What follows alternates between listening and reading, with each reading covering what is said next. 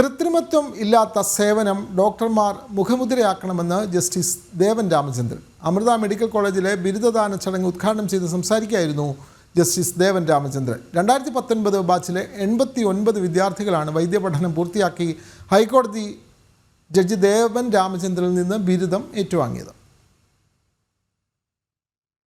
Amrita Vishwavidyapeetham school of മെഡിസിനിലെ 2019 ബാച്ചിൽ നിന്നുള്ള 89 വിദ്യാർത്ഥികളാണ് വൈദ്യപഠനം പൂർത്തിയാക്കി ഹൈക്കോടതി ജഡ്ജി ദേവൻ രാമചന്ദ്രനിൽ നിന്നും ബിരുദം ഏറ്റുവാങ്ങിയത്. കൃത്രിമത്വമില്ലാത്ത സേവനം ഡോക്ടർമാർ മുഖമുദ്രയാക്കണമെന്ന് ബിരുദദാന ചടങ്ങ് ഉദ്ഘാടനം ചെയ്തുകൊണ്ട് ജസ്റ്റിസ് ദേവൻ രാമചന്ദ്രൻ അഭിപ്രായപ്പെട്ടു. അതിനിടെ അമൃത സ്കൂൾ ഓഫ് മെഡിസിനിലെ ബിരുദദാന ചടങ്ങ് മറ്റൊരു കൗതുക നിമിഷത്തിനു കൂടി വേദിയായി. MBBS പഠനം പൂർത്തിയാക്കിയ 89 പേരിൽ ഒരാളായ പാർവതി നമ്പ്യാർ ഭർത്തൃപിതാവും ചടങ്ങിന്റെ മുഖ്യാതിഥിയുമായ ജസ്റ്റിസ് ദേവൻ രാമചന്ദ്രനിൽ നിന്നും ബിരുദം ഏറ്റുവാങ്ങിയതാണ് കൗതുകമുണർത്തിയ നിമിഷം. കുടുംബത്തിലേക്ക് ഒരു ഡോക്ടർ കൂടി എത്തുന്നതിലെ സന്തോഷം ജസ്റ്റിസ് ദേവൻ രാമചന്ദ്രൻ പങ്കുവച്ചു. We are a family of 4 lawyers, including my father who is guiding us from the celestial abode.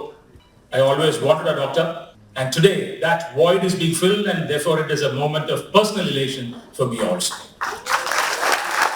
We don't want careerist doctors, we want humanist doctors, and I have no doubt that every one of you will turn out to be a doctor of my choice, humanists, and not merely careerists.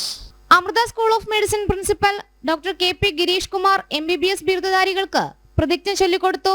Neurology വിഭാഗം professor doctor George Mathews John, Amrita school of medicine vice principal doctor A Anand Kumar, physiology വിഭാഗം മേധാവി professor doctor Saraswati, paediatrics വിഭാഗം മേധാവി professor doctor C Jayakumar എന്നിവരും ചടങ്ങിൽ സംസാരിച്ചു.